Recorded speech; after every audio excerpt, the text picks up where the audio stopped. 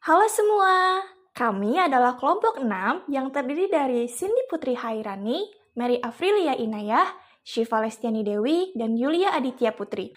Dalam video hasil analisis kasus ini, kami akan membahas 3 kasus menarik terkait pembelajaran di kelas. Mari kita mulai dengan kasus pertama. Bayangkan, Anda adalah guru matematika kelas 7 yang mengajarkan cara mencari nilai rata-rata atau min. Anda memberikan langkah-langkah untuk membantu peserta didik memahami materi.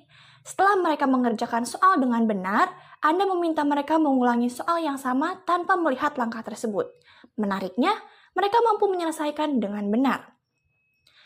Dari kasus tersebut ada 2 pertanyaan. Pertanyaan pertama, menurut Anda, apa yang membuat peserta didik mampu mengerjakan soal dengan baik pada percobaan kedua tanpa melihat urutan atau langkah pengerjaan soal? Pertanyaan kedua, sebagai seorang calon guru, dalam kegiatan belajar yang seperti apa metode di atas dapat diterapkan? Untuk jawaban nomor 1, pada percobaan kedua, peserta didik mampu mengerjakan soal dengan baik karena mereka telah memahami konsep dasar cara mencari nilai rata-rata dari langkah-langkah yang diberikan sebelumnya. Pemahaman ini menjadi landasan yang kuat, dan dengan latihan yang cukup, keterampilan prosedural mereka meningkat. Dengan menguasai proses, mereka bisa menyelesaikan soal tanpa melihat petunjuk lagi. Pengulangan soal dengan instruksi yang jelas juga memperkuat keterampilan mereka, sehingga mereka lebih percaya diri dalam mengerjakan soal secara mandiri.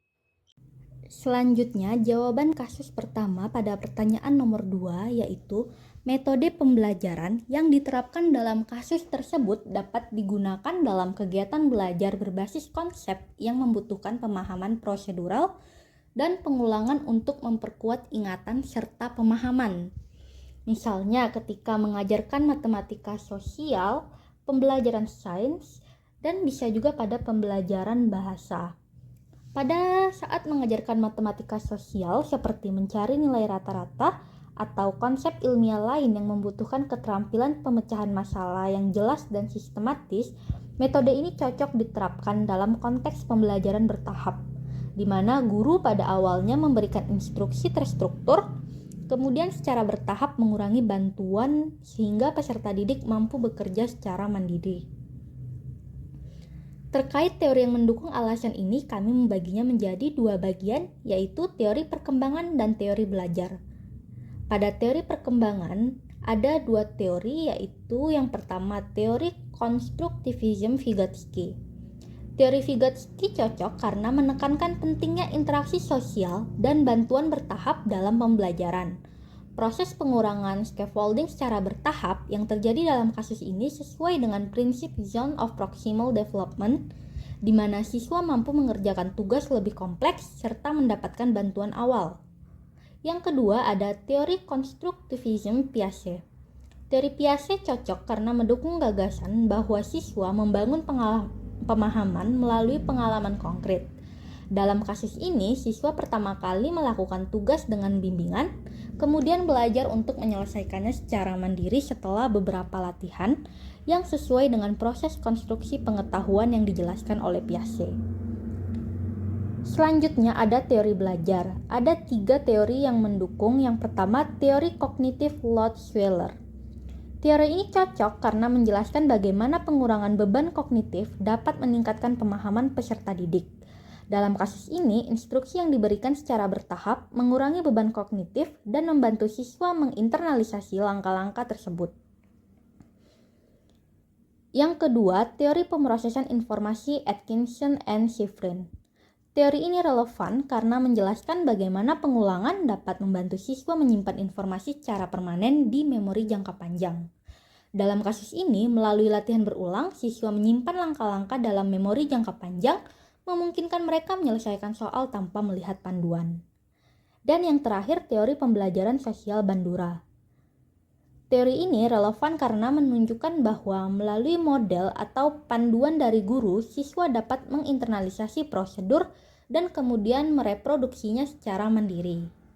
Nah, dengan penerapan metode ini dan dukungan dari teori perkembangan serta teori belajar, kegiatan belajar dapat lebih efektif dalam membantu siswa memahami dan menguasai konsep secara mandiri melalui latihan bertahap dan pengurangan bimbingan.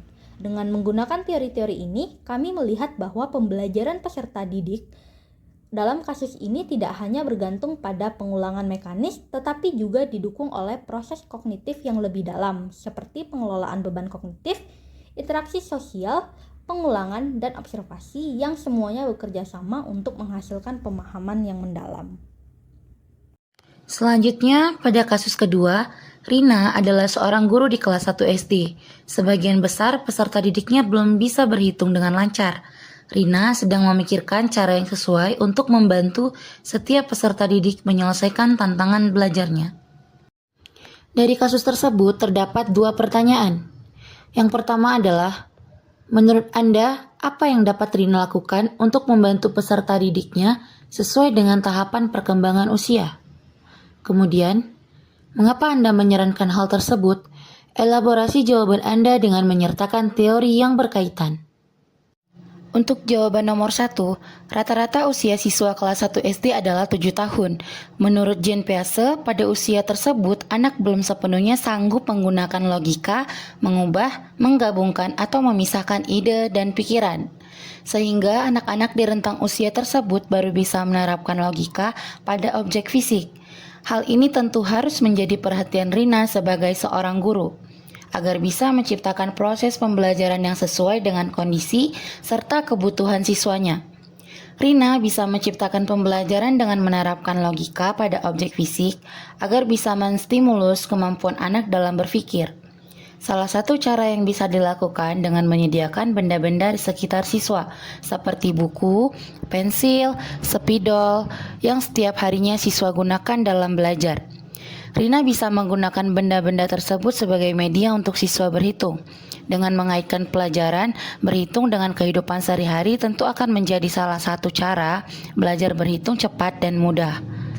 Karena anak-anak dapat mempraktikannya secara langsung. Selain itu, Rina juga bisa menyediakan permainan yang berkaitan dengan hitung-menghitung seperti congklak, di mana dalam permainan tersebut secara tidak langsung anak telah diajarkan berhitung.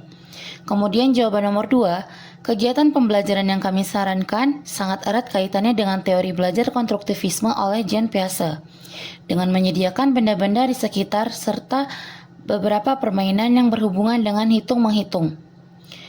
Penggunaan permainan seperti congklak membuat siswa belajar melalui aktivitas yang menyenangkan dan interaktif. Dalam permainan ini, mereka secara tidak sadar melatih keterampilan berhitung sambil bermain dan secara tidak langsung siswa dihadapkan dengan situasi nyata yang ada di lingkungan sekitarnya. Sehingga tercipta pengalaman baru yang bisa digunakan untuk memecahkan masalah yang dihadapinya. Hal ini tentu selaras dengan prinsip utama teori belajar konstruktivisme, di mana guru menempatkan peserta didik sebagai individu yang membangun pemahaman dan memahami informasi secara aktif dan partisipasif. Sepanjang proses pembelajaran, dengan pendekatan ini, siswa dihadapkan dapat lebih cepat memahami konsep berhitung karena mereka belajar dengan cara yang kontekstual, konkret, dan relevan dengan kehidupan sehari-hari mereka. Kasus 3. Made adalah seorang guru yang mengajar di salah satu sekolah negeri wilayah Bali. Ia mengampu mata pelajaran bahasa Indonesia. Ia hendak mengajarkan materi teks deskripsi pada peserta didiknya. Pada buku cetak yang menjadi panduannya saat mengajar, terdapat beberapa contoh teks deskripsi menceritakan tentang bangunan-bangunan pencakar langit yang ada di ibu kota. Dengan memperhatikan latar belakang peserta didiknya, Made mencoba untuk memberikan contoh yang berbeda. Ia memberikan contoh teks deskripsi tentang pantai dan makanan khas di Bali. Pertanyaan pertama, menurut Anda, apakah pertimbangan dan keputusan Made sudah sesuai? Mengapa demikian? Kedua, prinsip apa yang Made gunakan dalam kasus tersebut? Elaborasi jawaban Anda dengan menyertakan teori yang berkaitan. Jawaban soal pertama kasus 3. Keputusan yang Made buat sudah sangat tepat. Ia mempertimbangkan latar belakang budaya dan konteks lingkungan peserta didik saat memilih contoh teks deskripsi yang lebih relevan, seperti pantai dan makanan khas Bali. Dengan memilih topik yang dekat dengan kehidupan sehari-hari peserta didik, mereka cenderung merasa tertarik dan termotivasi untuk belajar. Selain itu, Tindakan yang dilakukan Made dengan memberikan contoh-contoh yang berasal dari budaya dan lingkungan sekitar tidak hanya dapat membantu peserta didik dalam memahami materi, tetapi juga dapat mengajarkan peserta didik untuk menghargai dan bangga terhadap budaya mereka sendiri, serta mendukung pembelajaran yang berkelanjutan. Selanjutnya jawaban kedua, kasus nomor 3. Berdasarkan prinsip dari pembuatan kurikulum, yang Made sudah terapkan di kelas saat ini sesuai dengan prinsip fleksibilitas. Pembelajaran hendaknya memiliki sifat lentur atau fleksibel. Dalam pelaksanaan suatu kurikulum, memungkinkan terjadinya penyesuaian-penyesuaian berdasarkan kondisi daerah, waktu, maupun kemampuan dan latar belakang. Made menggunakan relevansi budaya dan kontekstual dalam pembelajaran, yang merupakan salah satu inti dari pembelajaran yang responsif terhadap budaya. Hal ini didukung oleh teori konstruktivisme Lev Vygotsky, di mana lingkungan sosial dan budaya berperan penting dalam perkembangan kognitif siswa. Dalam hal ini menggunakan konsep CRT, Culturally Responsive Teaching, yaitu konsep pembelajaran yang membawa unsur-unsur budaya ke dalam pembelajaran sehari-hari peserta didik. Menurut prinsip ini, guru harus memahami latar belakang budaya peserta didiknya dan menggunakan pendekatan yang menghargai dan memanfaatkan pengetahuan serta pengalaman lokal mereka. Selain teori konstruktivisme, kasus ini juga sesuai dengan teori pembelajaran yang bermakna atau Meaningful Learning Theory yang dikemukakan oleh Ausubel. Menurut teori pembelajaran bermakna, pengetahuan yang dipelajari oleh peserta didik akan sepenuhnya dipahami jika dihubungkan dengan pengetahuan yang telah dimiliki sebelumnya. Dengan memberikan contoh yang kontekstual, Made mengaitkan teks deskripsi dengan hal-hal yang akrab bagi siswa, sehingga mendorong keterlibatan dan pemahaman yang lebih mendalam.